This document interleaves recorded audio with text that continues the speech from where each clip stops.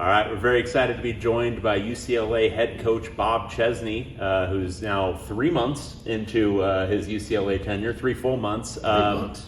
Have you settled in at all yet? Have you been able to actually not live in Luskin at this point? Yeah. I'm out of Luskin, which is great. I have a place right now that I've been calling home with a few other coaches until our families get out here, and then we'll figure out the rest after that. But it's been great. Yeah, that was great over at Luskin. Obviously, it was very easy to commute, especially when we had so many guys coming through from the portal. I think that was important for us to have that be in such a close proximity. But now I have a chance to get out and explore a little more, see a little bit more in town and in the city. And obviously recruiting helped with that a lot too. We're traveling just about everywhere. And then not only that, but all over LA as well as other states, and that was really good. So getting a whole lot better of a foundation built here in my knowledge of everything around here. So family excited about coming out? They're excited. Yeah, they're excited. I mean, there's trepidation with it, of course, because sure. You think about your kids and all their friends and the schools and everything that they've developed. Sure. Now we were only there for 2 years. The first move was a lot harder because we were there for 11 years. So that one was tough. This one probably a little bit easier, but still.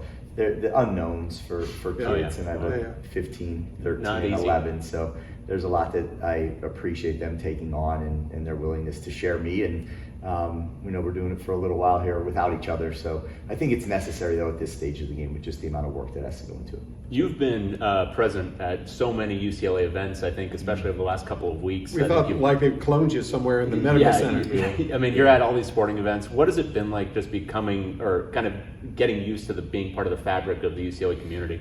Yeah, well, that's not like in the job description. That's in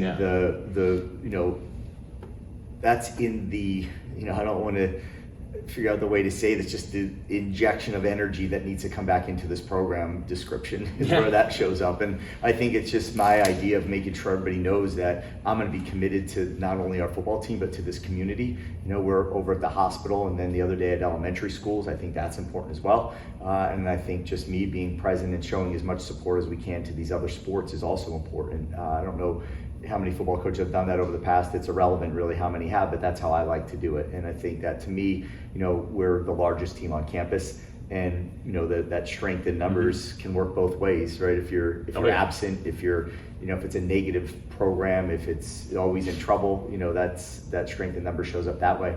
But I want it to show up in a very positive way when we're off the field. I want to be able to support all these other teams and make sure they understand that we're all in this together, and it takes a village, and we're all part of the same one. And just like we're at their games, I hope they'll be at ours. So you're in a period right now, post transfer portal, heading into spring. A lot of new. The quarter started in January, so you've had this like getting to know period. You are practically getting to know 90 players, something like that, I'd say. Yeah, a little more. Yeah. Yeah. So how do you go about that? Do you have one-on-ones? Do you have meetings? Do you go bowling? I mean, that has to be a hell of a challenge. Yeah, so, for me, I like just to be engaged in a lot of it. I like to jump from position room to position room. I think we have such a luxury here, of having our patio out here where we have meals, breakfast, and lunch every single day. So you have a chance to sit at a table with different guys, and break bread almost every single day. I think that's important, to be able to do because it's away from football, as well. But at the same point, there's a little more we got to do now. We've just been working through this. We spend Saturdays here in the weight room together, and then I think that as much as I could be in different position groups, as much as I could be on the field, bouncing around with everybody, I get in the weight room and work out with these guys and do a whole bunch of stuff in there too, because I want to make sure that they see me in a lot of different lights. And I think it is important for us that every position group has been off campus with their position coach, and we have something coming up here in 2 weeks on a Saturday that it's not revealed yet to our team, so I don't want to ruin the surprise. But we got one good team bonding event coming up, and then when we get back here in spring ball, it'll all just kind of speed up a little bit more. How have the JMU guys helped with some continuity? Yeah, especially like in the workouts, they know what you're expecting of them. It's coaching staff, you. How are they in terms of leadership, letting the other guys know? I mean, that's kind of a nice little buffer for you too, that you've got some guys who are experienced with you. Yeah, I think so. The continuity is important, and I think having it in our coordinator positions as well is also important. I don't have to worry about, do they know how we're going to practice? Do they know what we're looking for? Do they know how we're going about things? They know it, right? They've lived it. Some of them have lived it for 12 years with me. Others have been a little bit less, but at the same point in time, we're always growing too. We're never exactly the same, but I do like that, we have that continuity, and those JMU guys help. And they don't even in the moment they help. Where they really help is like the meeting after the meeting, and you walk out and everybody leaves, and if nobody knew each other, they'd all go start talking about like, what was he talking about here? Is that real or is that not? And I think it's always you got a secret agent. That's right. Those guys after have a chance to, for that meeting after the meeting to also be, no, that's real, or this is what he's saying, or that's how we're going to do it. Provides a little bit of another layer of insurance to make sure everybody understands how we want to operate. With the winter workouts, what have you been most trying to instill in the team? I saw the video the other day of how and compete, but what kind of goes into that philosophy, and what are you trying to get out of the team? First of all, let me just say the winter workouts here. Yeah, this is brutal. Very, there's snow that's hitting the windows here. I'm sweating wearing this right now. Yeah, but I think our winter's a little different here than it is what our winter was back home. Kids, all right? It's like 60 degrees sometimes, okay? It was about 80 the other day. It's cold at night. It was 80 the other day. So I think that was, what are we really trying to do? We're trying to establish the culture and the urgency that's got to go into it. We're trying to put them in some tough situations and watch them just stay positive in those. Watch them learn their limits and kind of figure out, where is my breaking point? They'll all reach it at some point throughout those workouts, and then push past it. And I think that's the number one thing that they have to understand, is that every team has a fracture point as a entire program, but every individual within that team also has a fracture point. And how much can we move that fracture point from the surface, a whole lot deeper, somewhere where hopefully they never even have to touch it later, because they know what it felt like in those moments. They push through it, and when it gets tough, their response is push harder, right? That's what it should be, and that's what I hope we're instilling at this point. Obviously, there's some little meetings going on, positional things. There's form running things going on. There's some strength things going on. We'll max test next week on Tuesday, Wednesday, and Thursday. We'll get an idea of where our guys stand, as far as strength is concerned. But we're really just trying to figure everybody out together. Who's who? Are people who we thought they were? Are people who they said they were? Are they not? All those things that to bring together is really ultimately what you got to accomplish throughout this window. And I thought we've done a nice job of it up to this point in time. Speaking of spring, just watching spring, obviously we've seen some video. You're really involved, like physically involved, doing a lot of stuff. But you got to have some impressions of some guys, I would say. At this point, just some guys if we could ask you about, let's say like your running backs, Anthony Woods. Yeah. What have you seen kind of from him? Yeah, well, I think that's a great room, overall. Yeah. And I think that he's one that when you go back and watch the film, the production wasn't through the roof, but the ability is certainly there. There's other guys in there that, carried a little bit of a heavier load, and I thought that in certain moments he showed up and showed up really nicely. I thought that he's quick, he has good vision, he can get his pads down and put a firm foot in the ground and run through people, and then he has some breakaway speed, which I think is important. Jet's in there with him, Wayne's in there with him, and then you get to the second half of I don't want to say second half, but the second style of running back. We got to use all of them in there in different ways, and then there's some bigger guys in there as well. That we're looking forward to see them carry the ball in different situations as well. So there's a whole lot in there in that room that I'm very impressed with and excited about. You were able to retain the quarterback from last year, which was a big retention for you guys. What has Nico kind of brought to the table in terms of team leadership so far throughout these workouts? Yeah, well, I just again I applaud anybody that was on this team last year and anybody that stayed on this team last year, because I think that's a hard thing to go through. Just a head coaching change is a lot. A coordinator change is even more. Another coordinator change, and then another coordinator coming in halfway through, and installing a whole new defense. I just think about what everybody went through a year ago, and I'm just really appreciative of what they had to do and to stay the course and still continue to want to be here and want to do it at the level that they want to do it. Nico's one of those, obviously, as a leader. He is just at the beginning, was trying to feel us out, I think, and figure out what his place is. And now he's in the front of the lines. He's the one that, will call things out in the weight room. He'll call them out on the field. He's in that, just does really everything right up to this point in time. I'm excited to get to see him finally get a chance to pull the trigger and execute some offense out here, which will be coming up in a few weeks from now. But he's been nothing but, exceptional up to this point in time. There was one guy we wanted to ask you about because you have a history with him. He transferred in from Rutgers. Your defensive lineman. Harold. He seems like someone that we were prepared to be impressed by. Yeah. How's he been looking? And did you remember? Is he the way you remember him? So better than I remember him. Okay. You know, as you watch him, he is just he's even thicker now than I remember him. But what he is just this extreme positive energy guy that sits in this front row behind you every single meeting, and he is having fun playing football. You know, he loves being out there. He loves this game. He's passionate about this game, and it's an infectious attitude for certain. And he's strong, and he understands the game at a pretty cool level right now. You know, I think that he sees things on film and you know, just talking football with him, he understands it, I think, better than most. So he's a huge, you know, addition, and I'm really excited to be reunited with him. Defensive backfield was obviously a huge priority for you guys in the transfer portal, and it seems like you kept a lot of the guys who were huge impact players last year and then added a lot of impact guys, Tao Johnson, Tashawn James. What are you expecting from those guys and that whole room, I guess, in totality? Yeah, I think holding on to some of those guys that were here, I don't know if you know this, but the day I showed up, Cole Martin, Scooter, and Rod were in the lobby, you know, waiting for me. You know, the day I showed up on the press conference, and you know, I didn't really know who they were yet, you know, but it ended up, you know, working out that they remained here, and you know, have just been really good, just really good ambassadors for this program and this community, and you know, local guys that care a lot about it, and they've been really, you know, impressive. But then there's a whole lot of other guys that we brought in to be able to compete with them as well, and I think that's important. But you know, Teo's one that I think is just really good. Like, he just is a leader as well. He's in the weight room. He takes care of his body differently than most. You know, what he eats, how he sleeps, just the way he stretches on his own in here on a daily basis. There's some things that he does as an older player that I think lead to longevity and the ability to produce and continue to produce longer in your career. And I think that's exactly where he's at. He's smart. He understands a lot of things, and you know, schematically, and then his just skill set and physicality and toughness all stand out to me. So he's been really, really, really good in there. And there's a whole lot of others in there too. We can go down the list of all of them, but there's a lot in there that I think have just been, you know, it's exciting, and I'm excited to watch them compete. Again, nobody's handed anything here. They got to go out there and earn it, and I think that's what they want, right? They want accountability, they want ownership in it, and they want to have the ability to earn it.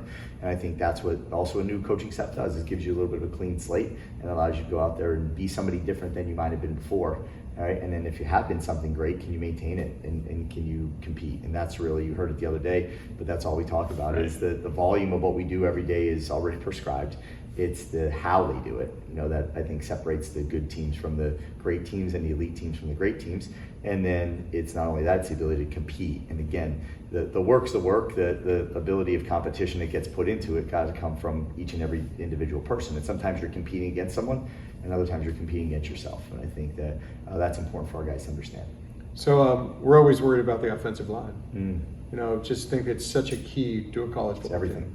Game. A couple of guys, Eugene Brooks, how important he was to have return, and then your JMU guys, and how important they are right now to, again, continuity with their offensive line coach from last year. And if there's some other guys maybe on offensive line that physically in the workouts maybe have stood out. Yeah, I think that BJ's done a really good job. He's you know, a local guy, and he's just plays a tough brand of football. I think everybody was very impressed with him, you know, by the end of last year, and he's really good in the weight room. There's a lot of things he does really well. I'm excited about Armella a lot. You know, I think Julian is a really tough football player. He plays emotional game, which may get in your way, but also could be redirected and used for good. And I think his maturity level right now is different than maybe what he was a year ago. I think he's ready to take that next step as a player and actualize his dreams and figure things out. He's physical, he's tough. I think he'll be impressive. Riley Robel and Carter Sweezy were two guys that were inside for us that obviously understand what we're doing schematically and should be leaders at it. They're both all obviously, you know, two of our tougher offensive linemen that we had, you know, previously as well. They're really done a phenomenal job up to this point. Having Sam back, you know, at center is wonderful, and then Derek Osmond is in there kind of battling it out with him, the kid that came over from Harvard. He's just a mature, obviously went to Harvard, intelligent. I probably don't need to say that, but just a really a good person on top of it. So it's exciting to watch, those guys get a chance to go. And then you get out to tackle, and there's a whole bunch of guys Whole in there bunch of that bodies are out working there. their way through this thing, and we're going to figure it out. I don't have enough, I can't speak in too much of an educated manner at this exact moment about exactly that, but because I haven't seen a lot of them play. In one spring practice yet. Correct. So when we get there, we could have this conversation in a few weeks from now, and I think we'll Looking forward to be that. pleasantly surprised. Yeah. When you're starting to plan what you're going to do in spring from like a scheme standpoint, Yeah. how much? So obviously you probably are tackling for scheme fit in your transfer portal acquisitions and the whole thing. But how much are you kind of thinking of like ways to adjust what you do offensively and defensively based on personnel? And how much do you think it needs to adjust from what you did at JMU? I think that it always needs to adjust, right? Like and you got to start with the offensive line. Right. Are we good at pulling guards around, and are we good at pin and pulls? Right. Are we good at counters? Are we good at powers? Are we not? Right? If we're not, okay, well now we're back to being a zone team. With the zone team's got to work some RPOs off of it, and Sure. we got to make sure that we keep people pretty honest out there on the outsides. And then, at the same point in time, where are we at in the protection game, right? From the offensive line standpoint, do we have to keep a tight end in? Does the running back have to help chip? Or can we open this thing up and get the ball out quick and give Nico room to run and figure it out? That's all got to be part of it. What's our tight ends look like in the blocking scheme? How physical are they, and how well do they match up with this league, with the defensive ends, obviously, that they're going to see? Where are receivers? Are we winning at the slot? Are we winning at the X? Are we winning at the Z to the field? All those things got to come into play as we develop it. I think you got to start somewhere, though. And us, we're going to be more of an 11 personnel type feeling to us, and we're going to put ourselves in a situation where we have all the different run elements in the run game, and we're going to exercise all of them and see what we're good at and who's better than who at what, and then we're going to figure out where we're at the receiver position, and just how much are we taking the top off this thing? How much are the matchups an issue? How good are we in our routes, and precise are we in our routes? And then what's our ability to catch and create after the catch? All those things got to come into it. That is what you eventually have to figure out. We're going to start, with a base, and then we're going to have to figure out how much we have to deviate from that base to fit our personnel. So many fans are so concerned because we've got some older fans, and it's all about scholarship levels, how many people you can have on the roster.